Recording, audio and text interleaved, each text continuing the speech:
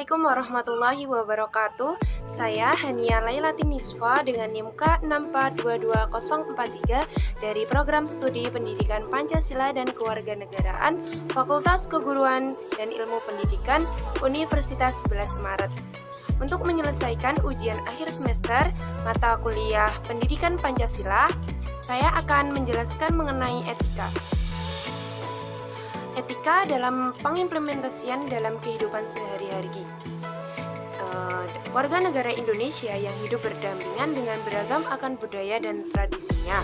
Oleh sebab itu, masyarakat Indonesia membutuhkan etika dalam beragama dalam menjalankan kehidupan sehari-harinya. Sebelum itu, etika adalah ilmu tentang sikap dan kesusilaan individu dalam suatu lingkungan sosial yang penuh dengan aturan dan prinsip tentang apa yang dianggap sebagai perilaku yang benar dan apa yang dianggap sebagai perilaku yang salah. Etika ada berbagai macam jenisnya. Yang akan saya jabarkan dalam video ini adalah etika dalam beragama. Masyarakat Indonesia yang mengakui berbagai agama sebagai kepercayaan untuk masyarakatnya tentunya memiliki etika untuk pengimplementasian dalam kehidupan sehari-hari. Indonesia dengan berbagai macam budaya, suku, adat yang berlandaskan Pancasila memberikan kebebasan masyarakatnya untuk bebas memilih agama. Sebagai negara yang memiliki karakter dan kebaikan, baik suku, adat istiadat, ras, maupun agama. Di antara keragaman yang ada, memberi keharmonisan tersendiri dalam melakukan ibadah dengan kepercayaan masing-masing. Indonesia telah mengenal berbagai macam agama dan budaya yang tumbuh dalam masyarakat. Agama yang dianut dalam masyarakat Indonesia adalah agama Islam, Hindu, Buddha, Kristen, Konghucu, dan agama kepercayaan. Yang berpegang teguh pada Pancasila mengalami berbagai unsur kebudayaan sehingga agama yang ada di Indonesia memiliki corak tersendiri. Sebagai makhluk sosial, kita harus menghargai perbedaan antar umat beragama dalam melaksanakan ritual yang ada dalam suatu agama tersebut. Salah satunya dasar etika beragama. Di dalam etika beragama, kita harus membangun rukun antar umat beragama, ras, dan budaya agar bisa hidup harmonis dan dalam beragama. Etika sebagai nilai kebaikan dan keburukan yang dianut suatu golongan yang ada di masyarakat. Sedangkan etika berasal dari ajaran agama yang tidak bertentangan dengan ajaran agama yang dianut. Kerukunan utama beragama yang hubungan sesama umat beragama yang dilandasi toleransi, saling pengertian, saling menghormati, menghargai kesetaraan sosial agar ajaran agama bisa hidup dalam lingkungan kehidupan bermasyarakat. Dengan demikian, dimaksud dengan etika beragama adalah moral dalam perilaku yang kita pergunakan dalam menjalin hubungan yang harmonis, bersikap, dan bertindak yang didasarkan pada nilai-nilai agama yang ada.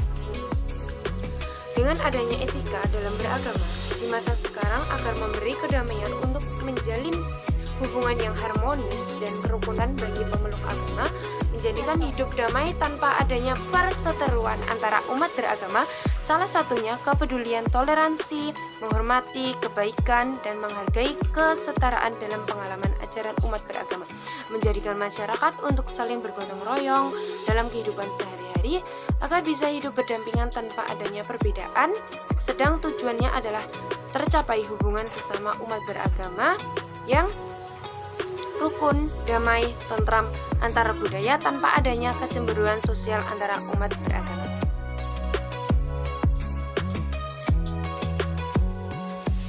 Etika beragama dalam kehidupan sehari-hari dapat dilakukan dengan sikap toleransi, saling pengertian, menghormati, dan menghargai kesetaraan sosial dalam pengamalan ajaran agama yang diajarkan dalam setiap ajaran agama yang dianut oleh masing-masing individu.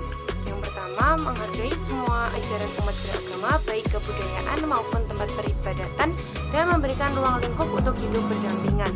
Yang kedua, menghargai perbedaan ajaran atau peribadatan semua umat beragama sebagai wujud kepedulian terhadap keyakinan umat beragama yang dipeluknya.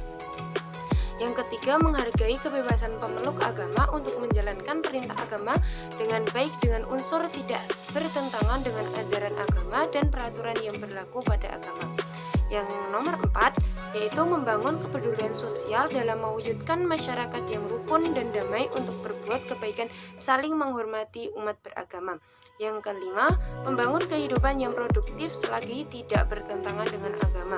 Yang keenam, membangun kenyamanan pada masyarakat dan pemeluk agama agar tidak melakukan kajian dalam media atau yang lain, harus mempertimbangkan ajaran-ajaran yang ada.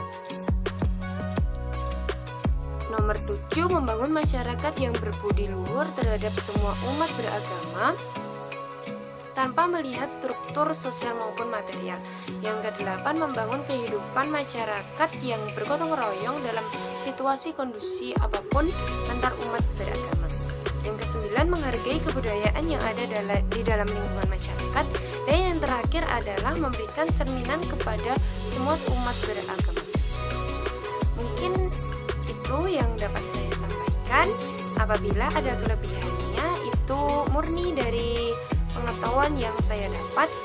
Bila ada salah kata mohon dimaafkan. Thank you dan wassalamualaikum warahmatullahi wabarakatuh.